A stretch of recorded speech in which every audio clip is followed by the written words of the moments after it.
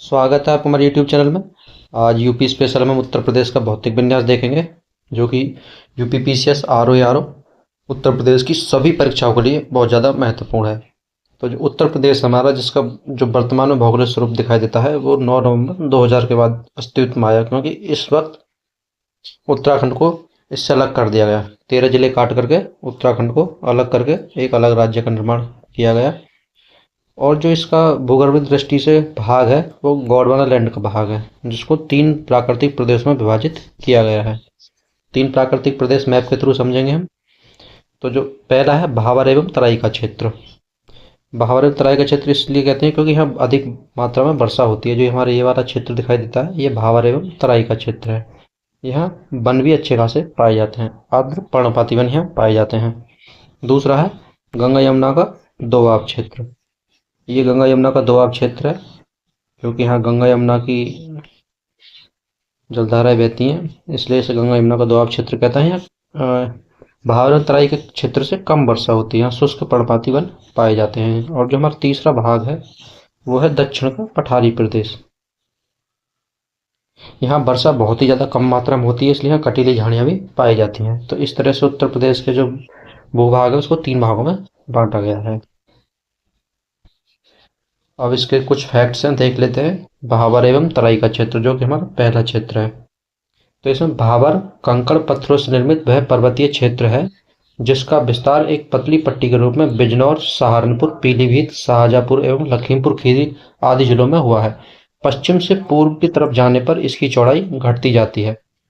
तो इसका जो विस्तार है, जहाँ जिस जिस जिले में इसका विस्तार है, वो महत्वपूर्ण है, उनको याद रखने योग्य चीज है, क्योंकि पूछे जाते रहे प्रश्न में। और जो भावर क्षेत्र के दक्षिण में तराई का क्षेत्र पड़ता है। तराई क्षेत्र दलदली गाद मिट्टी वाला क्षेत्र है। यह क्षेत्र वनों एवं लंबी घासों से ढका हुआ दलदली क्षेत्र है। गंगा यमुना का दोआब क्षेत्र। गंगा और यमुना नदियों के बीच के क्षेत्र को गंगा यमुना का दोआब क्षेत्र कहते हैं।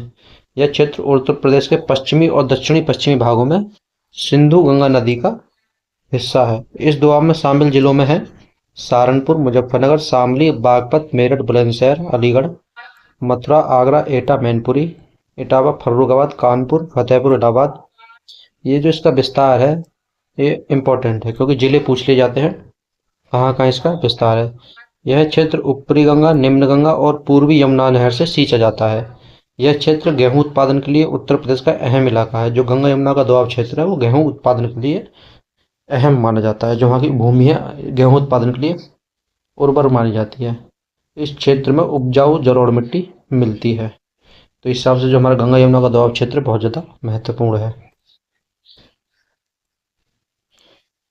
इस क्षेत्र में कानपुर, हाथरस, मेरठ, सहारनपुर, इटावा, औरैया जैसे प्रमुख शहर हैं। यह क्षेत्र घनी आबादी वाला है, क्योंकि यहाँ सभी तरह की खेती होती है और यातायात के साधन भी अच्छे हैं।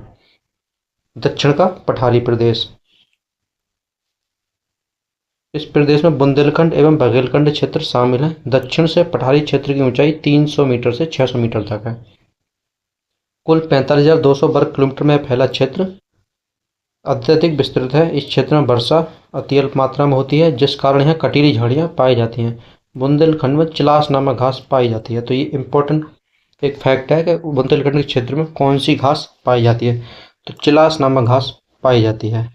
तो इस वीडियो में इतना ही। फैक्ट अच्छे हैं, याद करने योग्य हैं, कोई इधर उधर की चीज़ नहीं है। आप अच्छे से रिवाइज कर सकते हैं। मिलेंगे नेक्स्ट वीडियो में नेक्स्ट टॉपिक के